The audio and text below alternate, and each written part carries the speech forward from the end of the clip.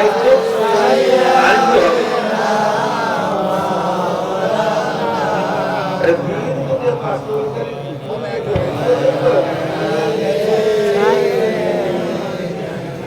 মাওলানা মুহাম্মদ আল্লাহুম্মা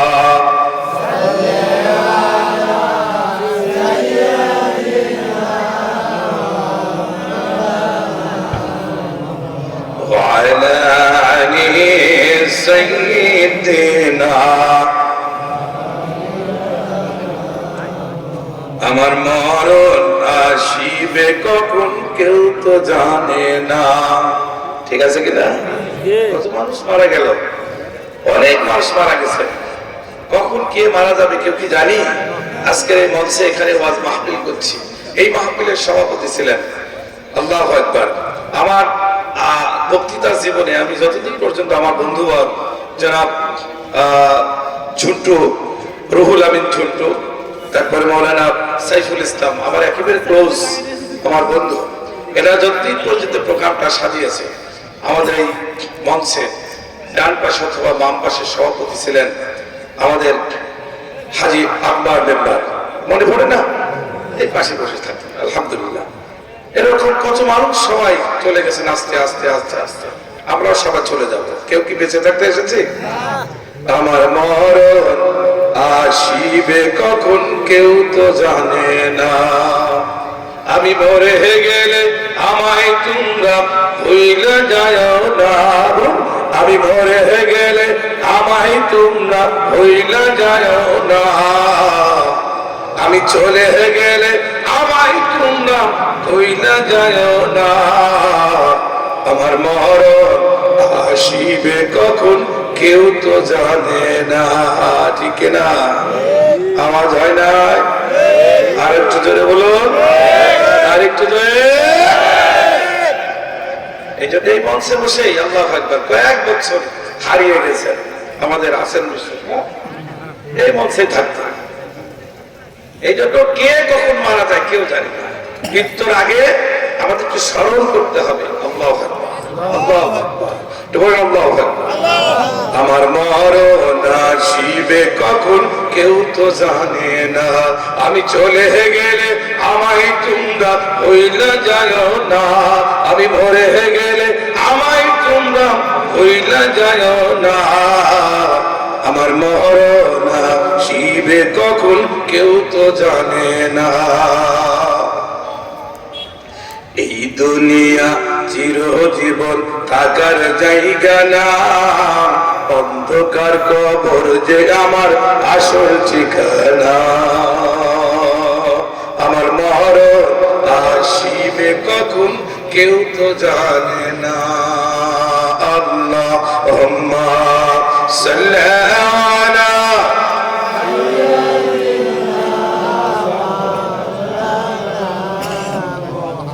وعلى آل سيدنا اللهم آمين. ربنا ظلمنا أنفسنا وإن لم تغفر لنا وترحمنا لنكونن من الخاسرين.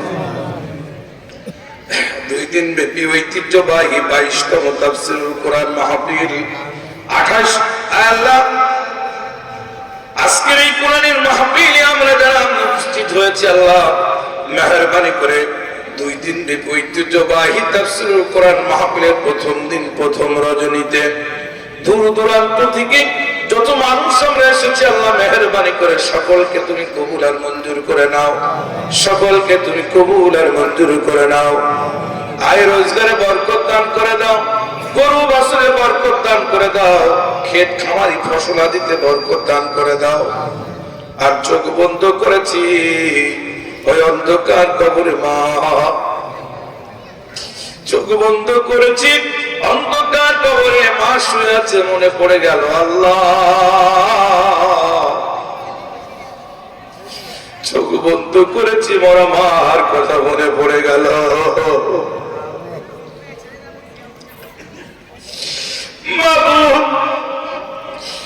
অন্ধকার কবরে আব্বা ঘুমিয়ে রয়েছে, কত মাস কত বছর চলে গেল, কিন্তু ওই চাপা খাবো মার চেহারা আর দেখি না।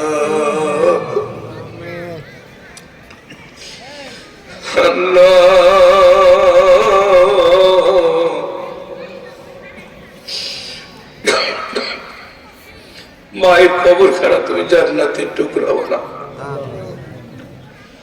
আল্লাহ যেখানে কোনো সাথী নাই, যেখানে কোনো বাতি নাই,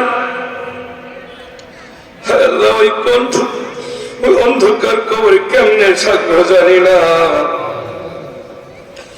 দোয়া করি মায়ের কবর খারাপ, তুমি জান্নাতের টুকরা বানিয়ে দাও। আল্লাহ বাবার কথা মনে পড়ে, কত কষ্ট করে আল্লাহ সময় মতন ফর্ম ফ্লাবের টাকা দেয়, লেখাপড়া শিখালো, খাতা কলম কিনে। আল্লাহ বাজারে নিজে না কিনে, বাজার না করে আমাদেরকে লেখাপড়া শিখালো। আজ ঘুমিয়ে আছে অন্ধকার কবরে। আল্লাহ যেখানে কোন লেপ্ত সুখের ব্যবস্থা নাই, যেখানে কোন লাইটের ব্যবস্থা নাই,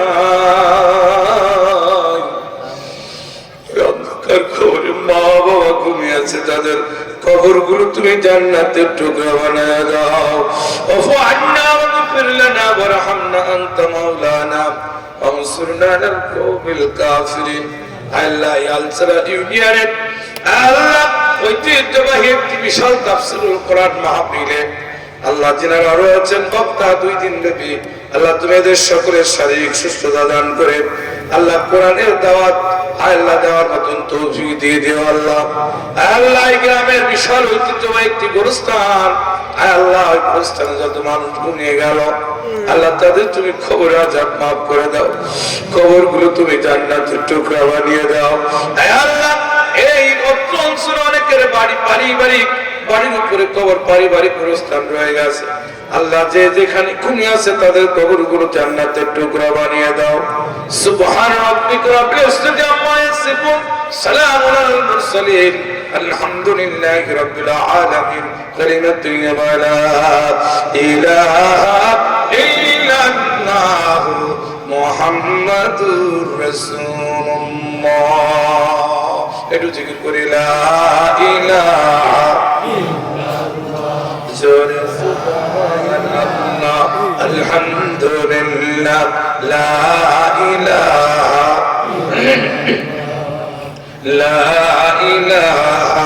ইল্লাল্লাহ, লা ইলাহা ইল্লাল্লাহ মুহাম্মাদুর রাসূলুল্লাহ সাল্লাল্লাহু মুআজ্জাজ মুহতারাম।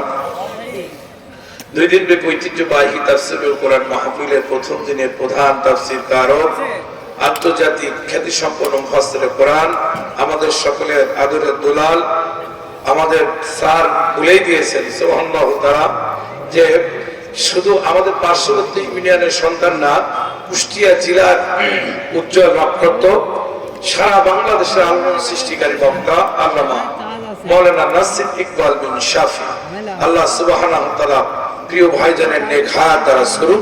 আল্লাহ পাক রব্বুল আলামিন তাকে তার এলেম এবং তার মন মানসিকতা আল্লাহ তোমার রহমতে পরিপূর্ণ করে রেখে, আমিন। আজকের এই মাহফিলের বিশেষ বক্তা হিসেবে আলোচনা করে ধন্য করেছেন অত্র ইউনিয়নের কৃতি সন্তান জনাব হযরত মাওলানা মুফতি আলী হোসেন ফারুকী সাহেব।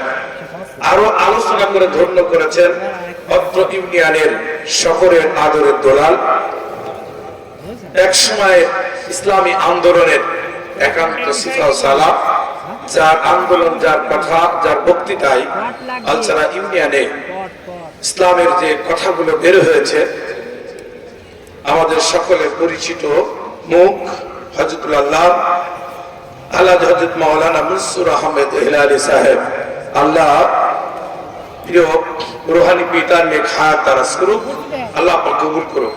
আজকের এই মাহফিলের সম্মানিত সভাপতি আমার ভাইজান, আল্লাহ সুবহানাহু ওয়া তাআলা কবুল করুক, শারীরিক সুস্থতা দান করুক।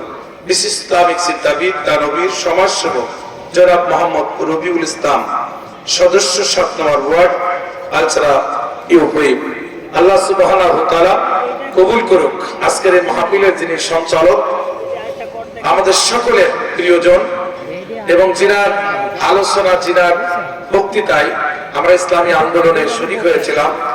বাংলাদেশ ইসলামী ছাত্র শিবির, বাংলাদেশ জামাত ইসলামের প্রত্যেকটা কার্যক্রমের সঙ্গে যিনি একবারে সরাসরি জড়িত হয়ে সকলের সাথে এনেছিলেন, স্যার জনাব মোহাম্মদ বিশারত আলী মাস্টার স্যারকে আল্লাহ পাক রব্বুল আলামিন খায়াত দারাজ করুন। আল্লাহুম্মা আমিন। আজকের এই মাহফিলে দূর দূরান্ত থেকে আসা এবং দায়িত্বশীল ভাইদের প্রতি সালাম, এবং সামনে বসা আমার প্রাণপ্রিয় ভাই ও বাবাজিরা, বড় মা বোনেরা, সকলের প্রতি সালাম দেই। সালামের জবাব দেবেন আসসালামু আলাইকুম ওয়া রাহমাতুল্লাহি ওয়া বারাকাতুহু। আল্লাহ আপনাদের সকলের নেক হায়াত বাড়িয়ে দিক। জোরে বলেন আমিন। আর একবার একটু জোরে, জোর হয় নাই। আল্লাহু আকবার। আর কত বলবো নাকি বলেন? অনেকদিন তো বলা হয়নি, এই জন্য বলতে হবে।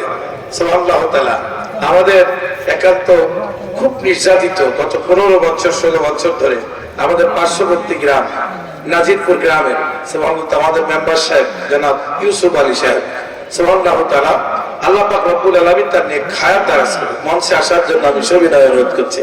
মঞ্চে আসলে আমি মনে হয় আমরা সবাই খুশি হব, আলহামদুলিল্লাহ। তো আমরা এখানে যারা উপস্থিত রয়েছি সকলের কাছে উদাত্ত আহ্বান জানাবো আজকের এই কোরআনের মাহফিল। আল্লাহু আকবার। আমরা কোরআন শুনে খুশি হই, তাই তো, এবং কোরআন শুনে সওয়াবের ভাগী হই, তাই না? কোরআন শুনে সওয়াবের ভাগী হই, কোরআন শুনে খুশি হই। আবার কোরআনের আইন যদি বাস্তবায়ন হয় তাহলে সমাজ খুশি হবে, দেশ খুশি হবে, জাতি উপকৃত হবে। জোরে বলেন ঠিক কিনা? আচ্ছা বলেন, জাতি এবং দেশের উপকৃত, দেশ ভালো হোক আমরা সবাই চাই? চাই চাই সবাই চাই।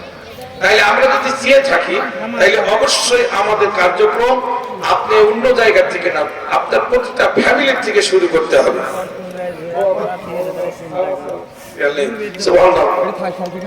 আল্লাহ কবুল করুক।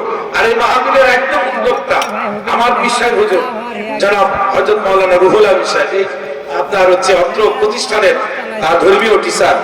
অসুস্থ মানুষ আল্লাহ তার শারীরিক সুস্থতা দান করুক। বলেন আল্লাহুম্মা আমিন।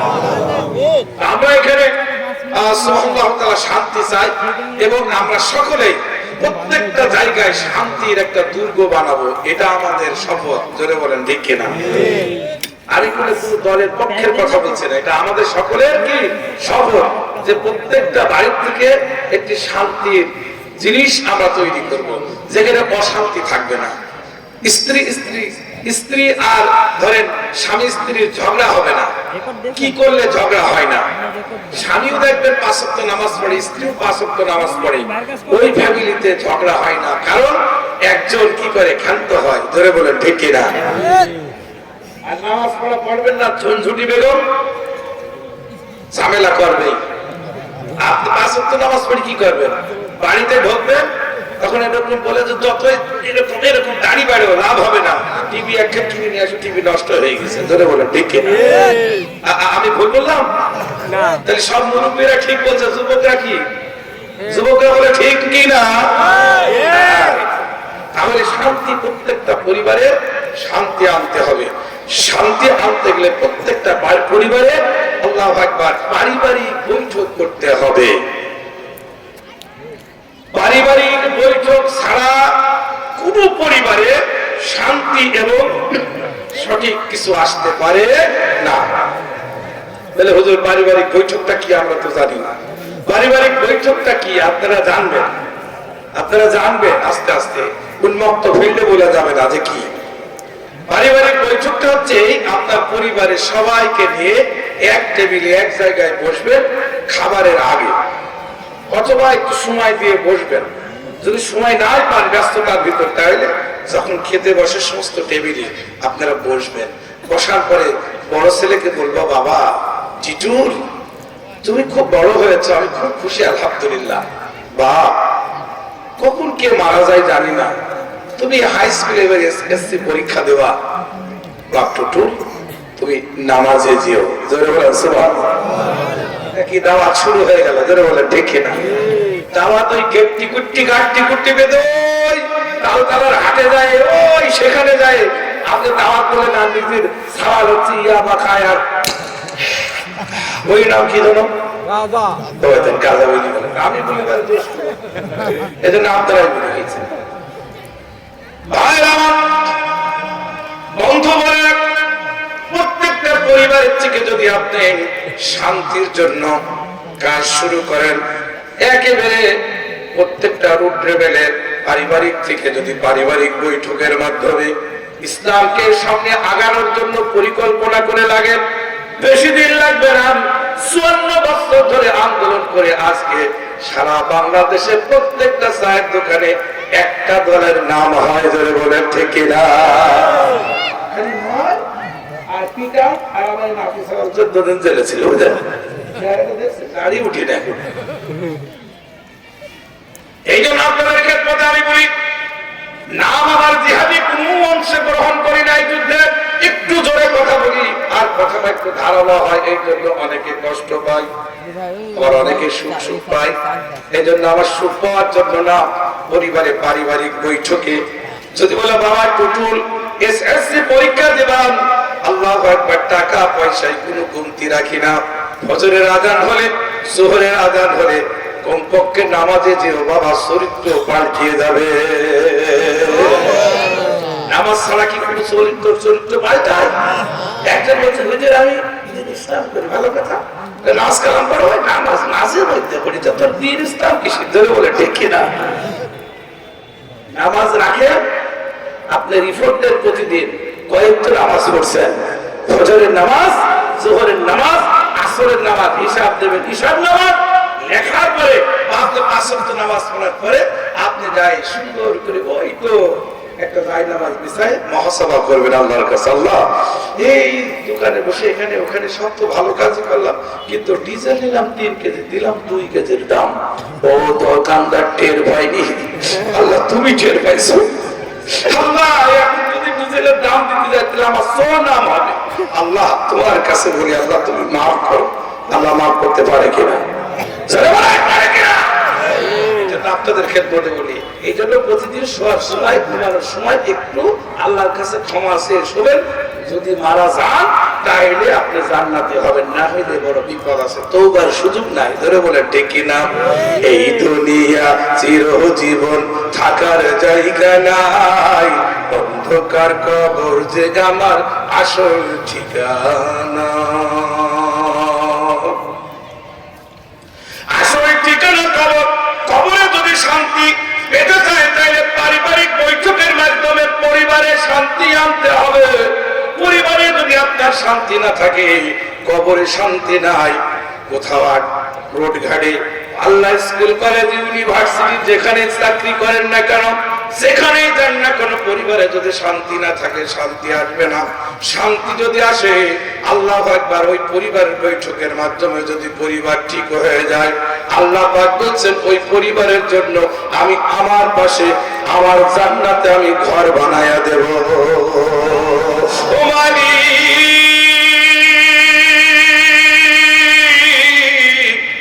তুমি তোমার জান্নাতে একটি ঘর বানিয়ে দিও মালিক তুমি তোমার জান্নাতে একটি ঘর বানিয়ে দিও আপনারা তাইলে বলেন আল্লাহু আকবার হাত তুলে বলেন আল্লাহু আকবার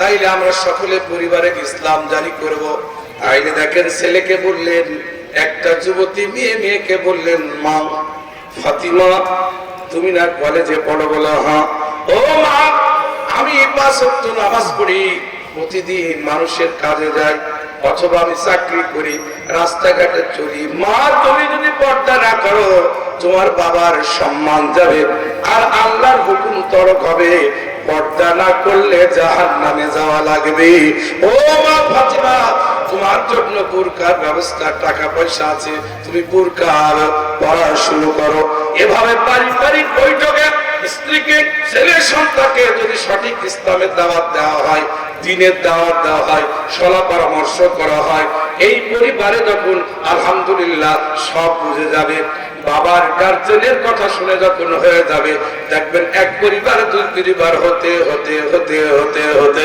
ইউনিয়ন থেকে শুরু করে সংসদ পর্যন্ত শান্তি আর শান্তি। শান্তি দিতে হলে আমাদের এই কাজগুলো করা লাগবে। যদি এগুলো না করে শুধু যদি চুপচাপ থাকি তাহলে হবে না। আপনাকেও তাইলে আমরা সকলে আজ থেকে পরিবার পরিজন বাড়ির লোকজনদের নামাজের দাওয়াত দেবো। রাজি আছেন? আছেন? আছেন? ছেলেগুলোকে নামাজি বানান। নামাজি না বানালে আপনার ছেলে অবশ্যই খারাপ ছেলেদের সাথে মিশবে, তাস খেলা এই সেই হাজিজাবি খেলায় শুরু হবে। এই জন্য আপনাকে অবশ্যই ভালোর দিকে আসতে হবে। যদি আসি আমার পরিবার সুন্দর হয়ে যাবে। পরিবার যদি সুন্দর হয়ে যায়, প্রিয় ভাইরা, পরিবার সুন্দর হয়ে গেলে ওই পরিবারের উপরে আল্লাহর রহমত নাজিল হবে। ধরে বলেন ঠিক কিনা? খাদিজাতুল কুবরা রাদিয়াল্লাহু তাআলার জীবনের ভিতরে দেখলাম উনি পাহাড়ের ধ্যানে, বিশ্বনবী সাল্লাল্লাহু আলাইহি ওয়াসাল্লাম ধ্যানে মগ্ন থাকতেন, দিনে খাবার নিয়ে ওই পাহাড়ে সুন্দর করে রাসূল সাল্লাল্লাহু আলাইহি ওয়াসাল্লামের জন্য খাবার দিতেন। হাসি খুশি সুন্দর করে কথাবার্তা বলে আবার স্ত্রী চলে আসতেন নিজের ঘরে। একদিন, দুই দিন, তিন দিন, অনেক দিন পর্যন্ত এই কষ্ট করলেন। স্বামী স্ত্রীর প্রতি সংসারে যখন ভালোবাসা এসে গেল, আল্লাহ পাক রব্বুল আলামিন স্বামী স্ত্রীর মহব্বতের কারণে আল্লাহ পাক এসে বলছেন, নবী হে, আপনি আপনার স্ত্রী খাদিজাকে বলে দেন আমি আল্লাহ সালাম দিয়েছি। বলেন সুবহানাল্লাহ। ও মায়েরা, পর্দার মায়েরা, কি আমল করলো যার কারণে আল্লাহ ডাইরেক্টলি আল্লাহ পাক সালাম দিলেন? একটাই কারণ, যে তার ধন সম্পদ, মাল জান যা কিছু আছে পৃথিবীর ভিতরে সবচাইতে বড় ধনট্ট মহিলা ছিলেন যিনি, তিনি হচ্ছেন আর কেউ না, তিনার নাম খাদিজাতুল কুবরা। জোরে বলেন ঠিক কিনা? খাদিজা ছিলেন বেশ বেশ আলহামদুলিল্লাহ। এই জন্য খাদিজাতুল কুবরা ধন সম্পদ অর্থ সবকিছু আল্লাহর রাস্তায় ব্যয় করে দিয়েছে। নবীকে, আল্লাহু আকবার, নবী সাল্লাল্লাহু আলাইহি ওয়াসাল্লাম যে পথ দেখিয়েছেন মানুষদেরকে, সঠিক হিদায়াত পথ, ভালো পথ, ওই পথে তিনি কি করেছেন? দান ধ্যান করে দিয়েছেন। আল্লাহ এত খুশি হয়েছেন, আল্লাহর দ্বীনকে জমিনে প্রতিষ্ঠার জন্য সামান্যতম মালও বাড়িতে না রেখে সবকিছু আল্লাহর রাস্তায় বিলিয়ে দেওয়ার কারণে আর বিশ্বনবী সাল্লাল্লাহু আলাইহি ওয়াসাল্লামের ইত্তেবা করার কারণে আল্লাহ পাক রব্বুল আলামিন খাদিজাতুল কুবরা রাদিয়াল্লাহু তাআলাকে আল্লাহর পক্ষ থেকে সালাম দিয়েছে। বিসমিল্লাহির রাহমানির রাহিম।